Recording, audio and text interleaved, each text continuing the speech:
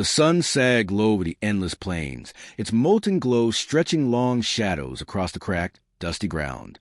The wind whispered through brittle grass, carrying the faint, bittersweet promise of rain. She came on foot, emerging at the edge of the ranch like a ghost wandering too long. Barefoot, dress torn and stained, her wide eyes held nothing, emptied out by things too terrible to name. Her hands trembled, fingers clenched tight against her sides, as if shielding wounds that no one could see. On the porch, the cowboy stood watching. His face was carved by years of solitude, lined by sun and storm. But when their eyes met, something shifted, softened. A flicker of understanding passed between them, in that stretch of quiet that says more than words ever could. She froze a few paces from him, her body tense like a hunted thing, ready to bolt if he so much as flinched. But he didn't move toward her.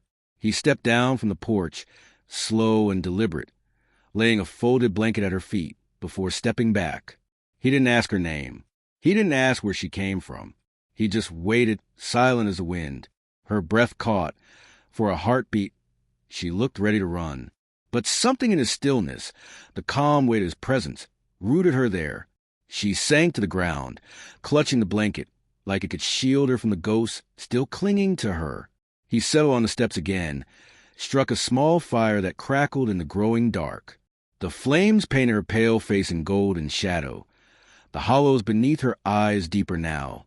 Neither spoke, but in that hush between them, something delicate began to weave itself, something like trust, thin and fragile as the twilight. As night deepened, the fire's glow flickered against the dark sky. She sat curled on the blanket, knees drawn tight, staring at the flames but seeing only what lived behind her eyes. Every crack of a branch, every distant coyote's howl made her flinch, as if the world outside still had claws. The cowboy didn't speak, didn't close the space between them. He just stayed, steady as the stars overhead. His silence was a promise. You're safe here. The hours crawled past until at last her voice broke the stillness, thin, raw, almost lost. I don't want to be touched. He only nodded, as if those few words told him everything. No questions, no empty comforts. He took off his hat, his gray-flecked hair catching the firelight, his tired eyes filled with a knowing that needed no explanation. Quietly, gently, he draped the blanket closer around her shoulders, careful not to cross the invisible line she'd drawn. This time, she didn't pull away. And for the first time in longer than she could remember, the night felt like it might pass without breaking her. When morning came, pale light spilled across the cabin's worn floorboards. She sat at the small table, tracing the wood grain with shaking fingers while the world outside stirred awake. Birds called soft and sweet, cattle lowed far off. But when the wind rattled the doorframe, her breath hitched and her gaze darted to the doorway, heart braced for what wasn't there. The cowboy came in, quiet as always, carrying a battered tin cup of water. He set it down before her with care. "Drink," he said, voice gentle as the dawn. She did, the coolness of the water a balm for the dryness in her throat. Her hands trembled as she lowered the cup, eyes fixed on his face. No questions, no demands for stories she wasn't ready to tell. Just presence, solid, patient. Outside, the air smelled of rain, change, and somewhere deep inside, beneath the wreckage, she felt it, the first fragile flicker of safety. The days passed in quiet rhythm. She stayed wary, silent, her gaze sliding away when he looked her way. He never rushed her healing, knowing some wounds couldn't be hurried. One evening, as the sun bled purple and gold across the horizon, he worked on the fence. She watched from the porch, drawn to the steady, sure movements of his hands. A board snapped. He stumbled, dropped a nail. Before she thought twice, she stepped forward, picked it up, held it out. Their fingers brushed, the briefest touch, and she recoiled, breath sharp with shock. But he only gave her that soft smile, the one that said, "Asterisk, it's all right. You're all right. Asterisk." Later, as night settled over the land, he sat beside her on the steps. His rough, warm hand covered hers. This time, she didn't pull away. And in that small moment, in the hush between two broken souls, trust took root. When the storm came, The wind rose first, thick with the scent of coming rain. Thunder rolled over the plains like a memory she wished she could forget. She stood at the doorframe, arms crossed tight, watching the horizon darken to steel. Lightning split the sky and she flinched, breath hitching, heart pounding. Behind her, he moved slow and sure, lit a lamp, laid a blanket on the floor. Sat nearby, not too close, not too far. Just there. She slid down beside him, hugged her knees to her chest, a tear tracing down her cheek. "I hate this part," she whispered. "Me too," he said, voice low and steady. The storm raged, but she flinched less each time the lightning came. And when the rain finally softened to a whisper, she found herself leaning just a little nearer to him. The storm had passed, and so had something else, some wall she built around herself. By morning, she stood in the kitchen barefoot, staring at a jar of honey like it might disappear if she blinked. She hadn't eaten much since she'd come here, but now hunger stirred, not just for food, but for warmth, for kindness. He entered, saw her standing there with tangled hair and eyes that finally held something other than fear. She pointed to the bread, to the honey. He said nothing, only made the food, slow and careful, as if it mattered. When she tasted the sweetness, it undid her. One tear fell unbidden. He didn't speak, didn't stare. When their hands brushed again, she didn't draw back. The morning air smelled of sun-warmed earth. She sat on the porch with a mug of milk that no longer shook in her hands. He whittled nearby, quiet and steady. And then her voice, fragile but brave. "Don't you want to know my name?" He looked up, soft-eyed. "I figured you'd tell me when you're ready." She hesitated. Then, so quietly it was almost lost the breeze. "Clara." And for the first time, she smiled. A real one, small, shy, but there. That night, she sat by the fire, quilt around her shoulders more out of habit than need. He moved with that same quiet respect, placed tea within reach. She spoke of her mother, of what was lost, of her fear that he'd be like the others. His answer was simple, solid as bedrock. "I'm not." And she believed him. She leaned her head lightly against his leg, tentative, unsure. He froze for only a moment, then let his hand rest on her hair, not claiming, just letting her know, safe. The next morning, he found her watching the horses, those slow, gentle creatures that reminded her of him.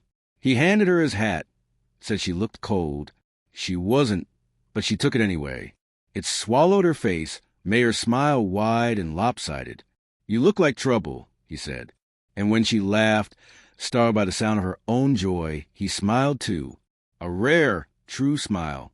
They stood like that together, with no past and no questions, only the morning sun, the horses grazing in the slow, steady rhythm of something new being born. If she could be brave, truly brave like that, maybe no one would ever hurt her again. The thought came unbidden, a desperate, quiet wish that tasted of old tears. Ethan didn't answer right away.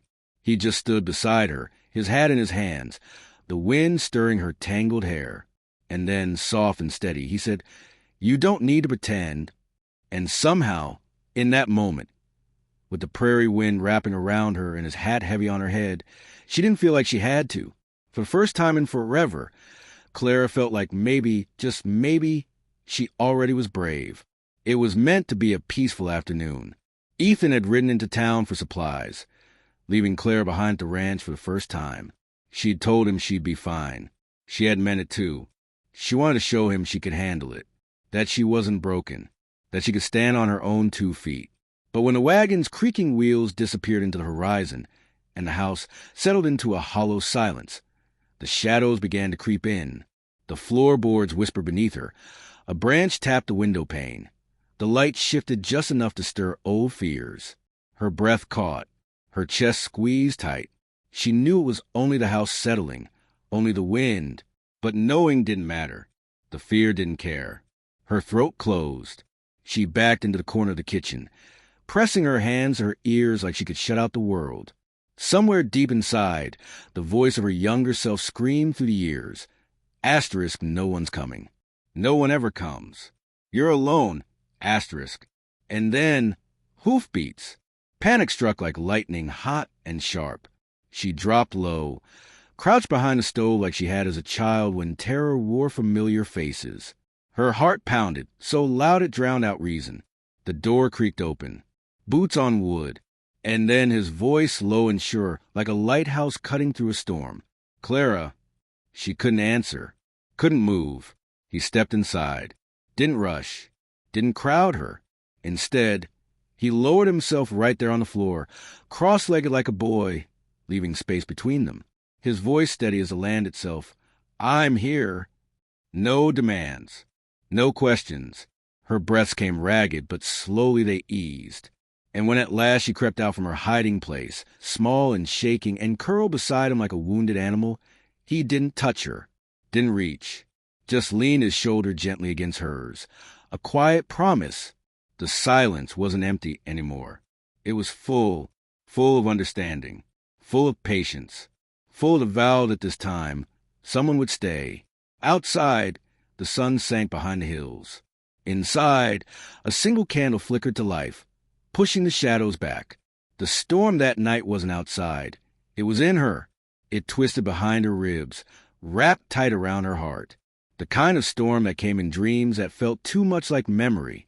Cold hands, locked doors, a voice lost before it ever found sound.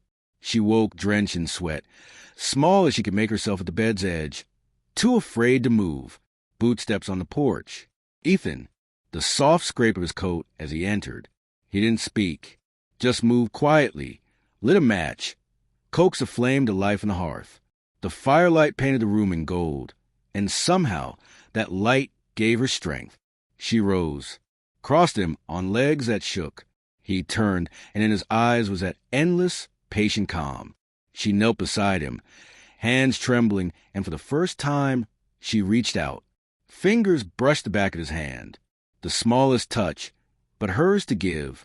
His breath hitched barely, but he didn't move, didn't break the spell. "I didn't think I could do this," she whispered, voice raw with wonder and fear. "You just did," he said, soft as a promise. And her hand stayed. Her fear didn't vanish, but it quieted. The fire cracked and glowed, and for the first time in forever, she wasn't running from herself. Morning crept in pale and soft, sunlight weaving lace shadows across the floorboards. Clara stood at the spare room's door, the one Ethan never used. She'd passed it 12 times, but never dared look inside. Today, she did. Ethan was behind her, silent as always. In his hand, a key. He didn't offer it, just held it. "Only if you want it." She didn't take it. Instead, she turned the handle. The door opened on a room washed in soft light. A small bed, rumpled but clean. A shelf with books, waiting. A window cracked open to let the breeze in. No chains. No bolts. No locks. Her breath shivered out. "Is this for me?" Ethan nodded once. "Only if you want it to be." She stepped inside, touched the windowsill, felt the worn wood beneath her fingers, sat on the edge of the bed, the mattress giving slightly under her weight. It felt like trust. It felt like new ground. "I used to sleep with a chair under the door," she said quietly. Ethan leaned against the frame, arms folded gentle across his chest. He didn't ask why. He didn't have to. "I don't want to be afraid forever." Then, "Don't be. You're not there anymore." She looked at him, and this time her gaze didn't shake. "I think I want to try." His nod was small but warm, the kind of nod that said, "I'll be here." He placed a key on the windowsill. Didn't say what it meant. He didn't have to. It was hers. To keep, to hide, to throw away. Her choice. That meant everything. When summer came, the festival's music drifted on the wind, soft as a memory that didn't hurt anymore. Clara stood at the edge of it all, in a pale blue dress Ethan had left folded on her bed. No note, no need. She didn't join the crowd. Stayed beneath the trees, near the horses, still learning where she belonged. Ethan found her there, 2 lemonades in hand, a quiet smile on his face. Their fingers brushed as she took one. "I didn't think you liked crowds," she said. "I don't, but I thought maybe you like music." And in that moment, she did. She listened to the fiddle singing to the night air, laughter rising and falling like waves. "Did you ever dance?" He chuckled low. One stepped on a preacher's wife. She laughed, then light and real, and without thinking, she held out her hand. Just a little, just enough. He hesitated, just a breath, to be sure she meant it, then took her hand, gentle as a question. They didn't go near the firelight or the crowd. They swayed under the trees, beneath a sky scattered with stars. His hand on her waist like a whisper, her head resting on his shoulder, if only for a moment. "I don't know how to dance," she whispered. "You're doing just fine." And in that hush, in the arms of the one man who never asked for more than she could give, she believed him. Days stretched long beneath the climbing sun. Shadows still lurked inside her, waiting for weakness, for cracks. Ethan noticed how her hands clenched at sudden noises, how her eyes flickered like she might bolt. One afternoon, a clatter of dropped tools sent her heart racing. Breath caught. She froze. Ethan stepped close, slow, sure.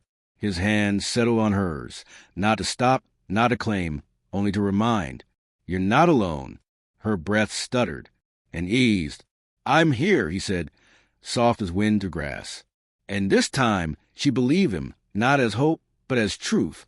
The world woke pink and gold the next morning. Clara stood at the edge of the pasture, the breeze lifting her hair. She felt it, that stirring inside. Ethan came up beside her, boots quiet on the grass. He didn't speak. He didn't have to. She turned, smiled shy and sure. "No more running," she whispered. And when he reached for her hand, she took it without flinching. Together, they walked toward the rising sun, toward a future neither could have dreamed of alone. A future where gentle wasn't just a word. It was a promise.